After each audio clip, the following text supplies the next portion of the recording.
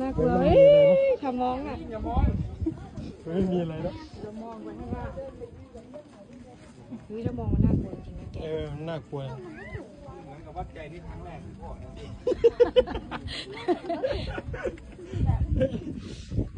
ต้องเงินที่แรกเนี่ยคอย วัดใจตัวเอง คอยต้นมะนาวหาตับนะ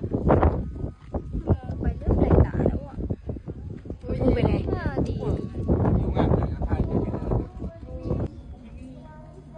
ะไร ยังไง ทางฝั่งนี้ฝั่งนี้ เดียวไม่ลงเลย